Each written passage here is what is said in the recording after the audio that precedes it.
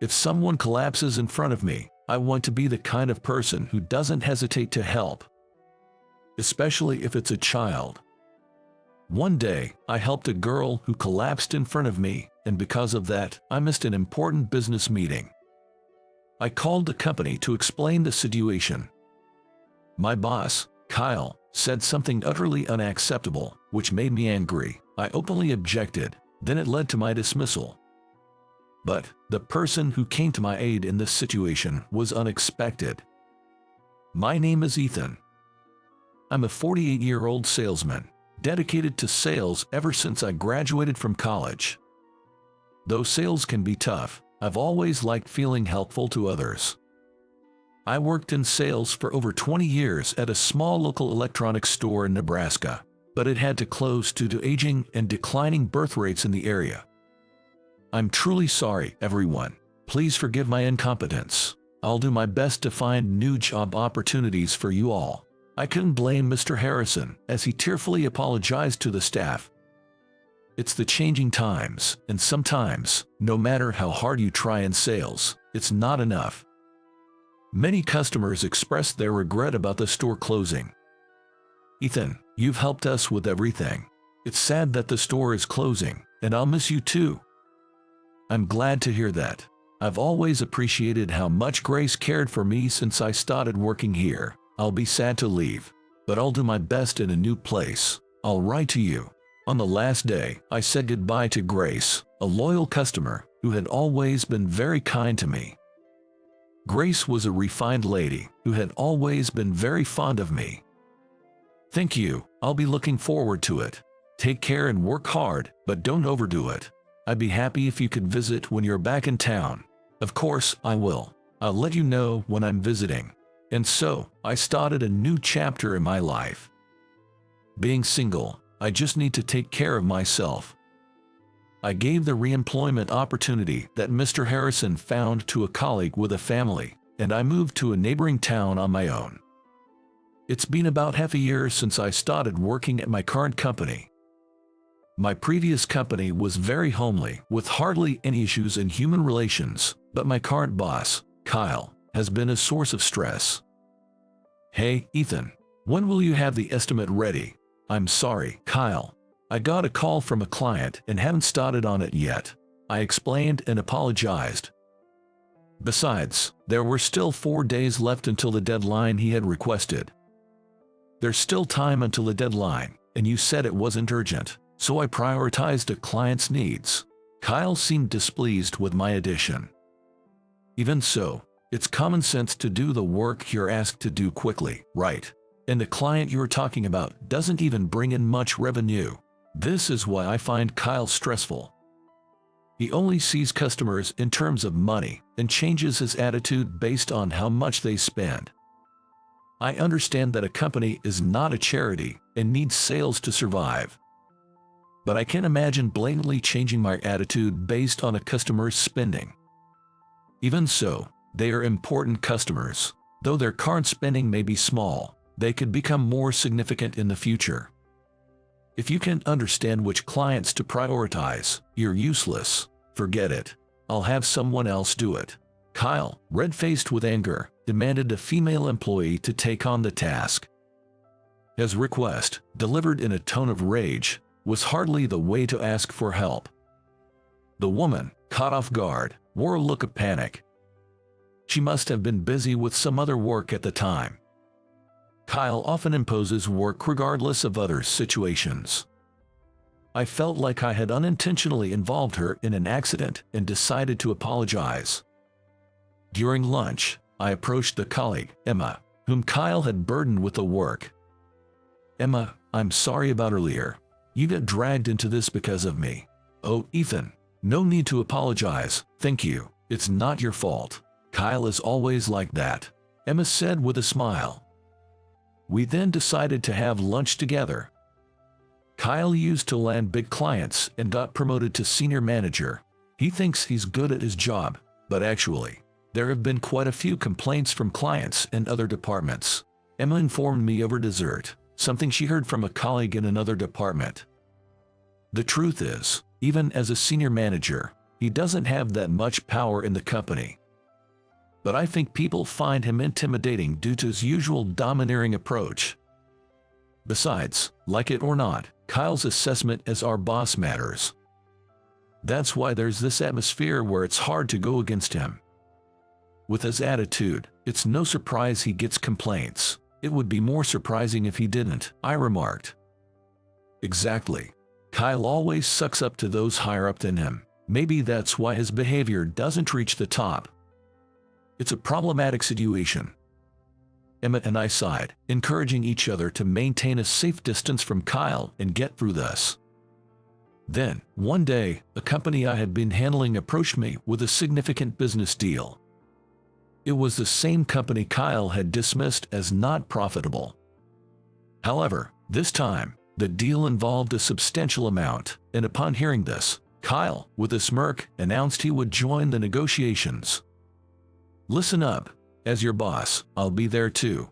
Make sure everything is prepared perfectly. This could be a big win for us. He was suddenly interested, even though he had previously said they weren't worth the effort. I was extremely annoyed by Kyle's about-face. Still, remembering the client's request for me, I tried to focus and shift my mindset. Emma helped me prepare the materials.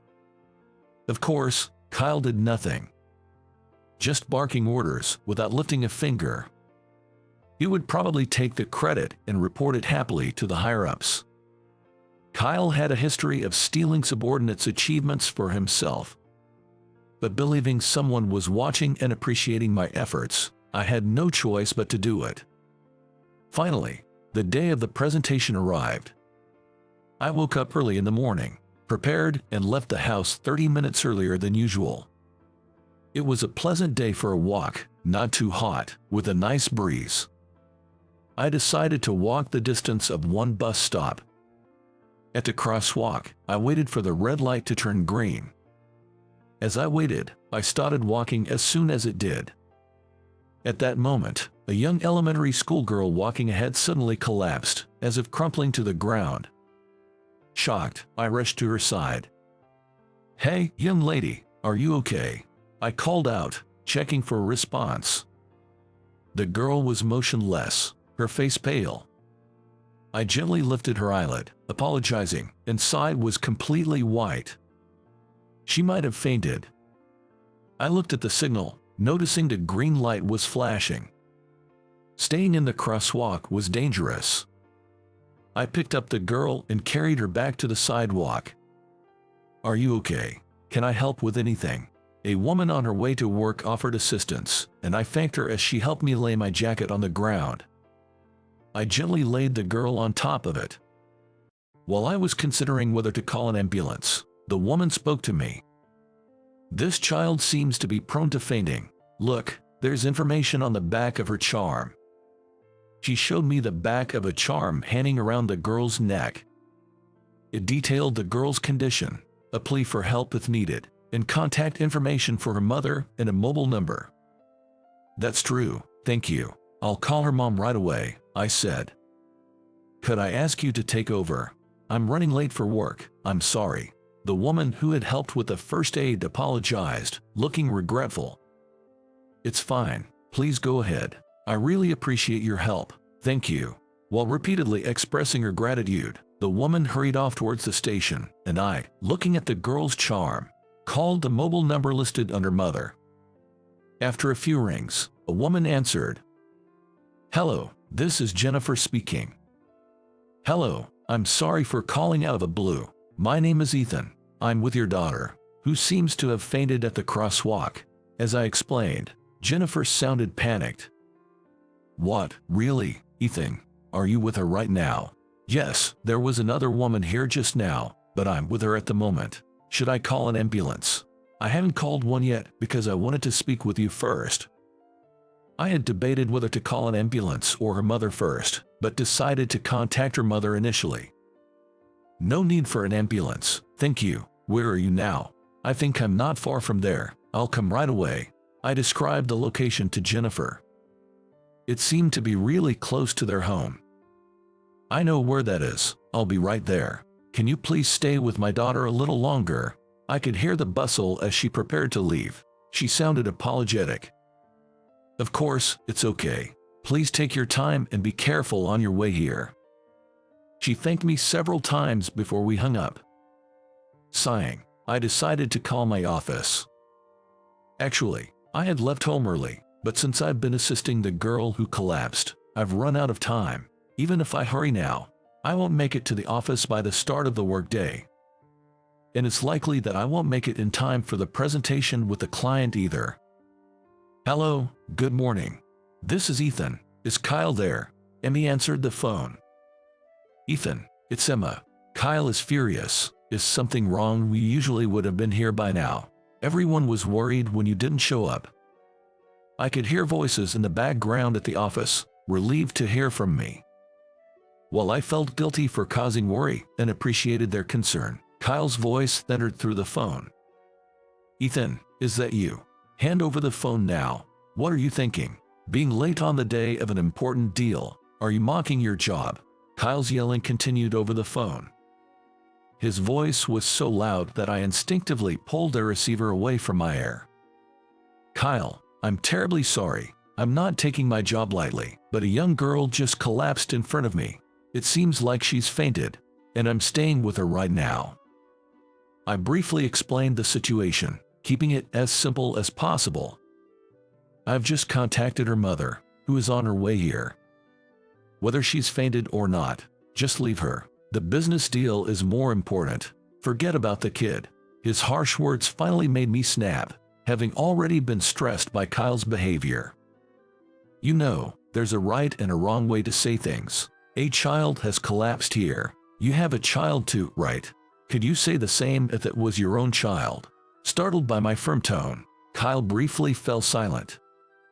But true to form, he quickly recovered. He promptly began to retort in response. "You've got some nerve talking to your boss like that. I'll make sure you regret this." He then sneered maliciously. "I'll let the executive director, Mr. Anderson, know you've ruined the deal. You are causing damage to the company, so you are fired. Anyone who defies me or complains is fired. Got it? You're probably making excuses because you're not confident about the deal." His words were disjointed, but I understood I was being fired. My heart raced, not expecting to be fired in such a situation. Before I could respond, Kyle spoke again. "Scared now, can't even talk. Don't bother coming back. You're disqualified as a salesperson. You're fired, bye." Kyle hung up the phone with a loud laugh. I must have been a bit dazed, wondering what to do next. Suddenly, someone spoke from behind me, making me jump in surprise. "Excuse me, was today an important business meeting for you?" I turned to see a woman with a face as pale as a girl's. Engrossed in the call, I hadn't noticed her approach. She might have overheard Kyle's loud voice and the content of the conversation. Feeling awkward but deciding to be honest, I replied, "Did you hear that? I'm sorry you had to listen to such an embarrassing conversation. Yes, it was an important business meeting. I couldn't just ignore a child in need and go to a business meeting. I am truly sorry about that." I assured the woman, Jennifer, who looked like she was on the verge of tears as she expressed her gratitude. "It's really okay, Jennifer. Even if I had ignored the child who collapsed and gone to the meeting, and even if it had gone well, I wouldn't have felt good about it." While Jennifer and I were talking, the girl who fainted from anemia, Sophie, had already been taken to her mother's car. The driver, a burly man, moved swiftly and carefully, carrying Sophie with great care. "Don't worry about me at all. I'm single, and I don't squander my money on gambling or anything, so I have some savings to tide me over for a bit," I reassured her. "But still, Ethan, which company do you work for?" Jennifer asked, almost desperately. I handed her my business card. "ABC Trading. So you work here. I will definitely express my gratitude for saving my daughter." Jennifer expressed her gratitude repeatedly. "Thank you, but please, take Sophie to the hospital. As for me, well, I guess I'll just slowly head home," I replied as I watched the car drive official. The car disappeared from sight, and I let out a small sigh before walking towards the station to return home. The next morning, I was awakened by the incessant ringing of my phone. Though I was awake, I was still half asleep.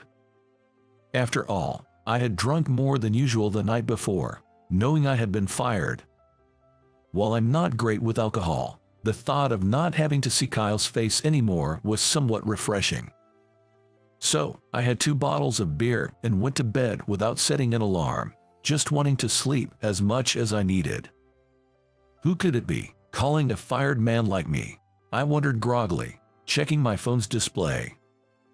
To my surprise, it was Kyle's name on the screen. Wondering what he could possibly want now, I felt annoyed and honestly, I found it a hassle to talk. Deciding to be true to my feelings, I ignored the call on my cell phone. Once the call ended, I quickly set my phone to silent and went to take a bath. After getting out of the bath, I checked my phone again and was surprised. I found about 30 missed calls from Kyle and around 20 from the office. My phone was almost out of charge, so I hurried to plug it in. The moment I picked it up, another call from Kyle came through, and this time I decided to answer, not wanting any more calls. I was done with the constant ringing. "Hello, what do you want with a fired man?" I answered, expecting it to be about some formalities. I thought Kyle would either yell or speak arrogantly. But his tone was different this time. "Ethan, I'm sorry to ask, but can you come to the office right now?" I was so surprised that I couldn't find my voice at first. Impatient with my silence, Kyle spoke faster. "Are you listening? If you can hear me, get to the office now." His usual attitude snapped me back to reality. "Is this about the paperwork?" Kyle seemed to explode in frustration. "No, the client you stood up yesterday is here at the office. They're saying they won't leave until they see you. Just come quickly." With that, he hung up. I genuinely felt sorry for having missed the business meeting yesterday. The fact that there were calls not just from Kyle, but also from the company, suggested that it had become a big issue at the office. With a sense of resolve, I got ready and decided to head to the company I had been fired from. As I was walking on the sidewalk, a sleek black luxury car smoothly pulled up beside me. "Ethan, thank goodness, I was afraid we'd miss each other. Please, get in." I turned in surprise to the voice calling my name and saw Jennifer from yesterday. "Jennifer, oh hello, what a surprise. How's Sophie doing?"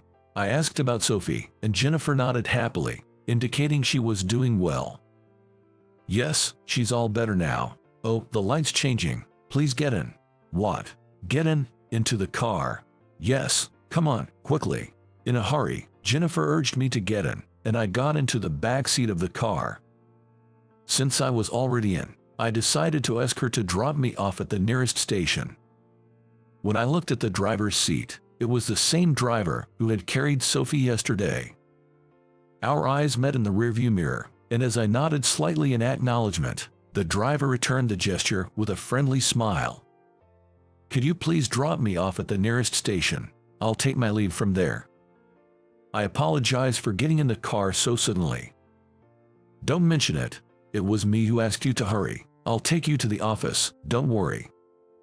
Her offer was very much appreciated. The morning had long passed, and it was getting warmer as noon approached. Riding in the air-conditioned luxury car to the somewhat distant office seemed like a good idea. I hesitated but decided to accept Jennifer's offer. "Then, if it's not too much trouble, may I take you up on that offer?" Jennifer looked very pleased with my response. "Of course." And so, I headed to the office in Jennifer's car. We talked about various things on the way. Jennifer shared that her husband was often busy with work, and she was mostly raising Sophie on her own. On the day Sophie collapsed, Jennifer had been worried about her health from the morning, but then she received a call that her grandmother wasn't feeling well. Then, when I called to tell my grandmother that Sophie had collapsed and I couldn't come, she actually scolded me. She said, "As a mother, your child should always come first. You should go pick her up right away." It must be because your grandmother adores Sophie so much. Yes, she even started going to a gym nearby just to play with Sophie," Jennifer said, and I smiled, imagining the scene. Yet, as the company building came into view, my spirits sank. Unconsciously, I let out a sigh and then apologized to Jennifer. "Oh, I'm sorry. We were having such a pleasant conversation," I apologized. Jennifer just laughed and forgave my sudden change in mood. "Don't worry about it. It's understandable not to feel like going to the office the day after being fired, but it'll be all right," Jennifer reassured me. Her words struck a chord with me. What do you mean by it'll be all right?" I asked. Jennifer didn't answer, just smiled and encouraged me to get out of the car. "Let's go." Jennifer walked with me into the office, leaving me puzzled. As we entered, we saw Kyle with a pale face. He rushed towards me without even glancing at Jennifer. You did," Kyle exclaimed, grabbing my shoulder, but he was stopped by a sharp voice. "Stop that, what do you think you're doing?" a man in an expensive suit said. Behind him was our company president, Williams, looking equally pale. I was about to thank the man when Jennifer ran to him. "Dad, sorry for the wait. I've brought Ethan." "Oh, thank you." Jennifer's call of Dad left me wide-eyed, and then Williams approached me. "Ethan, this is Chairman Thompson of Thompson Industries, the client you missed the meeting with." I was stunned, looking at Chairman Thompson. "The chairman of Thompson Industries," I exclaimed.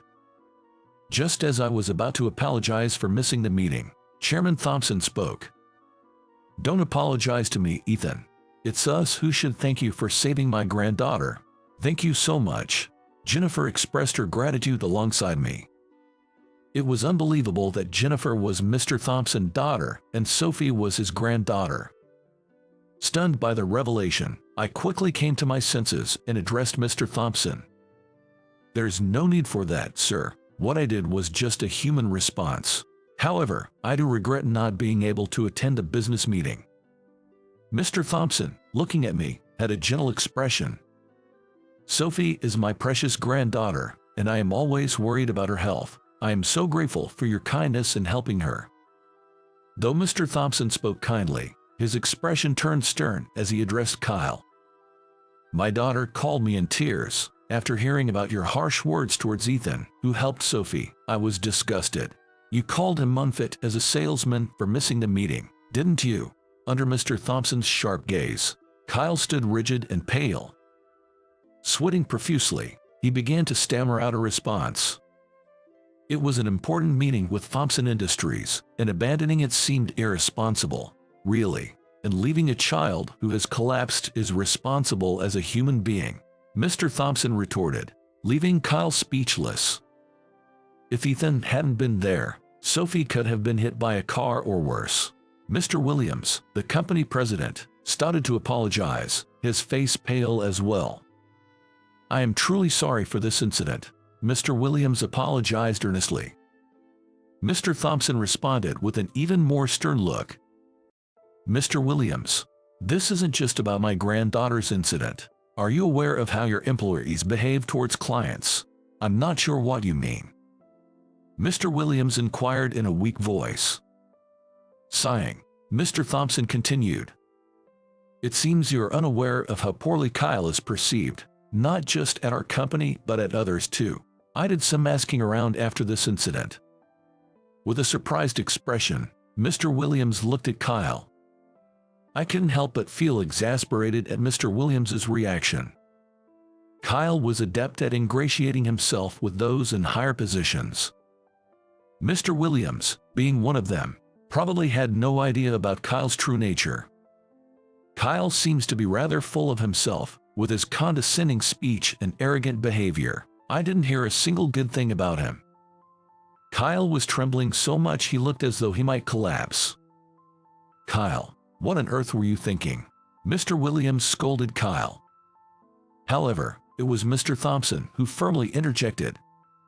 "You're the president.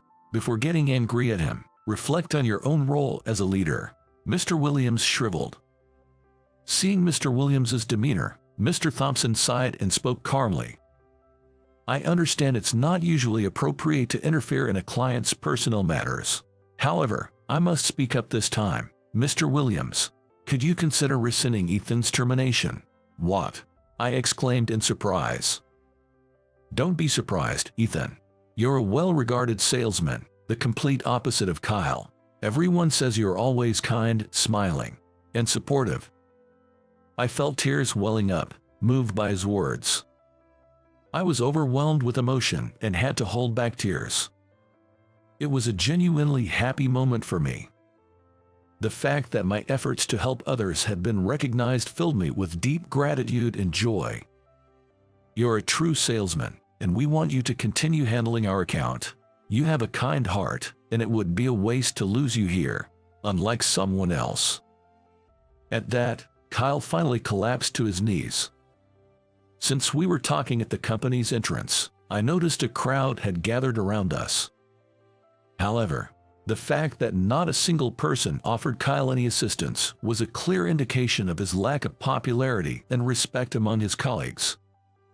A few employees, prompted by Mr. Williams, helped Kyle up and led him away. I'll take responsibility for this matter, Mr. Thompson. Ethan won't be fired, and I'll conduct a thorough investigation into Kyle's behavior. Mr. Williams promised. Thank you very much. I appreciate your cooperation. After the conversation at the entrance concluded, I went outside to see off Mr. Thompson and Jennifer. Thank you so much, Mr. Thompson. You've been incredibly supportive. I believe Mr. Williams will handle things properly from now on, and the company will improve, I said, expressing my gratitude. Mr. Thompson patted my shoulder with a smile, encouraging me. As I said, Ethan, you are a lifesaver for Sophie, my precious granddaughter. Whatever you need, I'm here to help. Not just that, Ethan is an excellent salesman, Jennifer added. My father also started as a salesman and worked his way up. He loves people who have the right spirit. Mr. Thompson smiled bashfully at Jennifer's words. Seeing their smiles, I couldn't help but smile myself. Thank you. I'll continue to do my best, never giving up on being helpful in sales, I said. Keep it up, Ethan. You can do it. If you ever have trouble, don't hesitate to contact me, Mr. Thompson encouraged. After shaking hands with Mr. Thompson, I watched as he and Jennifer left. Subsequently, a major personnel overhaul took place at the company. An investigation into Kyle's behavior was conducted, revealing many testimonies about him from within the company. Mr. Williams was reportedly shocked by the findings. Kyle's punishment resulted in his transfer to a smaller company within the corporate group. This transfer, being indefinite, meant he would remain there until his retirement. As Kyle packed his belongings, not a single person approached to speak to him. Thank you for everything, he said in a quiet voice, his once confident demeanor gone. I later heard he had become much quieter and more subdued at his new posting. Afterward, Mr. Williams personally apologized to me, and I was promoted to a team leader position. Though my responsibilities and workload increased, I enjoyed my job in sales more than ever. Ethan, there's a request from a client, but it's a bit difficult for me. Any ideas? Sure, let me take some time to look into it. With Kyle gone, everyone seems more vibrant and enthusiastic about their work. The atmosphere of constantly having to gauge someone's mood has completely disappeared. Previously, there wasn't a culture of openly discussing issues or collaboratively solving problems. Instead, it seemed like everyone was on edge. I appreciated this positive change. My connection with Mr. Thompson's continued, and I even had dinner with him, Jennifer, and a now-recovered Sophie. Initially nervous, I was put at ease by Sophie's talkative nature and Mr. Thompson's gentle demeanor, very different from his business persona. This is all part of fate. If you ever need anything, don't hesitate to ask. As a salesman, you can grow even more. Keep solving our customers' problems. Mr. Thompson's words became like a talisman to me. I resolved to become even more helpful to others. No matter the hardships or challenges, I knew there were people who believed in me. Therefore, I'll continue to walk the right path as a person. Keeping that sentiment in mind, I will carry on with my work in the future. I will carry on with my job, the sales work I love so much,